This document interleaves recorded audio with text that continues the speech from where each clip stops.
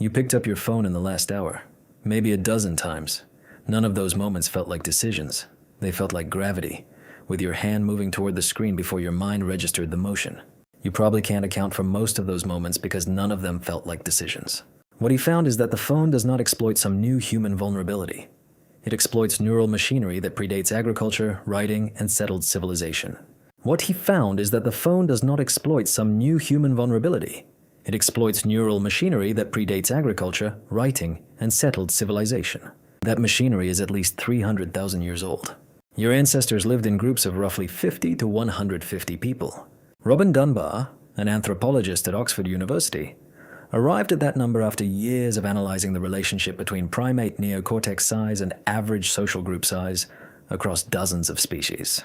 For humans, 150 is approximately the ceiling, the number of people you can actively maintain genuine relationships with, tracking each person's history, their current alliances, their emotional state, their standing relative to yours. Within that band, social information was the most critical a person could possess.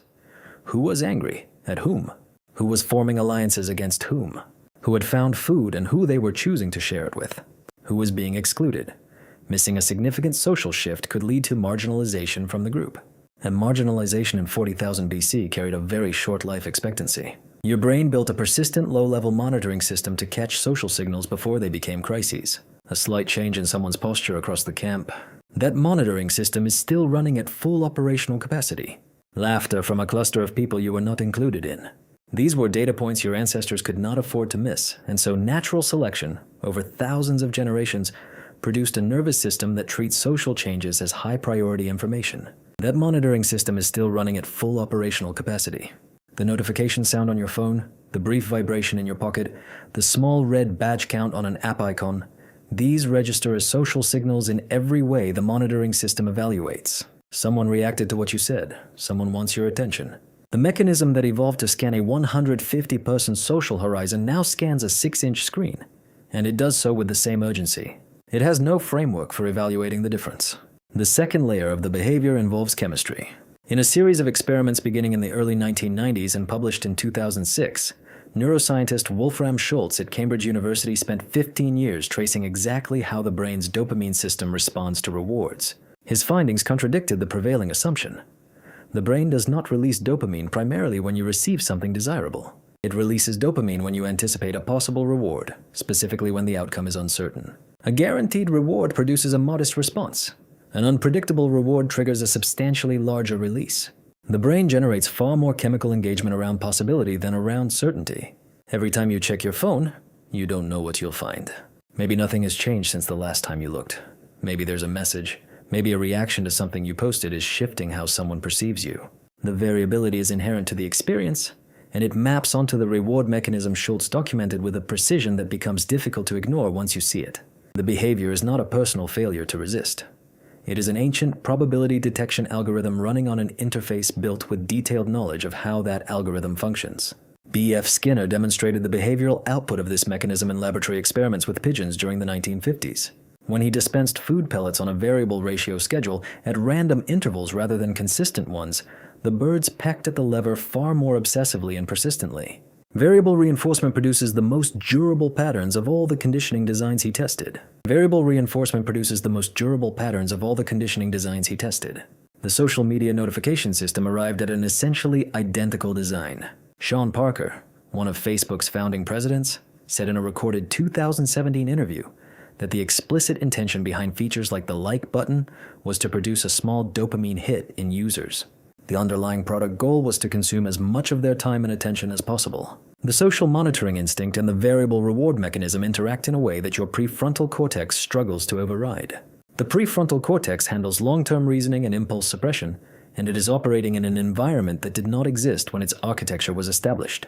Roy Baumeister at Florida State University, across research spanning most of the 1990s and 2000s, documented what he called ego depletion. The finding is that self-control draws on a cognitive resource that diminishes over the course of sustained use. The capacity to override impulse is measurably lower at 6 p.m. than it was at 9 a.m. The ancestral monitoring system does not experience similar depletion. Social change in the environment, unknown potential outcome, possible information about standing in the group. The phone gets picked up. There is something specific that happens even when you are actively trying not to look at it. Adrian Ward, a behavioral scientist at the University of Texas at Austin, published research in 2017 measuring cognitive performance under 3 conditions. Participants whose phones were in another room, in a bag beside them, or on the desk in front of them, face down and set to silent. The group with phones visible on the desk performed measurably worse on sustained attention tests and working memory tasks than the group whose phones were elsewhere. The act of suppressing the impulse to check consumed cognitive bandwidth. Keeping the monitoring system quiet required active effort, and that effort drew from the same pool of resources needed for concentrated thinking. Your brain treats the phone as a live, social environment even when you have made a deliberate decision to set it aside. The monitoring system maintains partial attention on it anyway. This is the system operating as designed. The gap between this reality and the dominant cultural framing of the behavior is significant. The prevailing language describes it as addiction, as personal weakness, as a failure of discipline. That framing locates the source of the behavior in the individual. A more precise account would note that an industry with deep technical fluency in behavioral neuroscience has engineered a device that activates ancient survival mechanisms, deploys one of the most powerful reward schedules identified by experimental psychology, fits in the pocket, and is carried during the waking hours of approximately 4.8 billion people.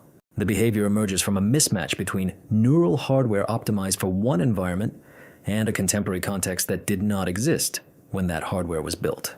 That hardware was not defective in its original setting. The information you gained by scanning the social environment was frequently worth the interruption. A brief redirection of attention toward a shift in group dynamics could produce information that shaped your life for weeks. That calculation no longer applies in the same way.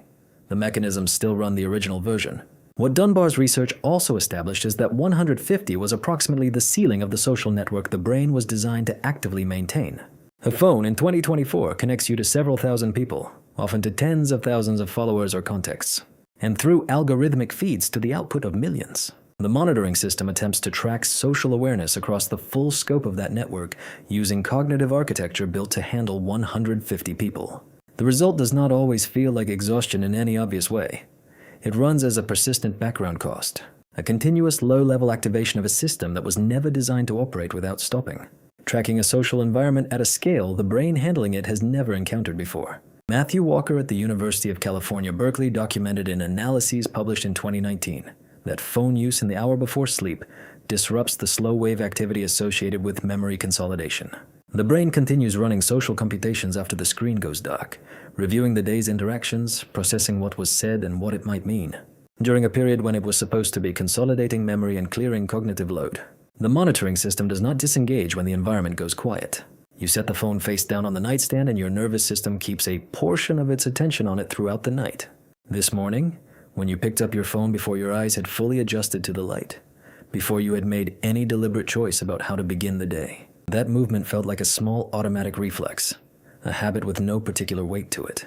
What it was is a survival behavior, running with complete precision, in a world it was never designed for, using machinery far older than any phone you will ever hold. You picked up your phone again just now, maybe before you even consciously noticed. The system is working exactly as it was built to work. It has been optimized by 300,000 years of pressure you cannot override in a single afternoon. The real answer to why you can't stop checking your phone is not a flaw in you. It is a 300,000-year-old survival mechanism executing with perfect fidelity in a world it was never designed for, on hardware that has had no time to update. You felt it like gravity, because for 300,000 years it was.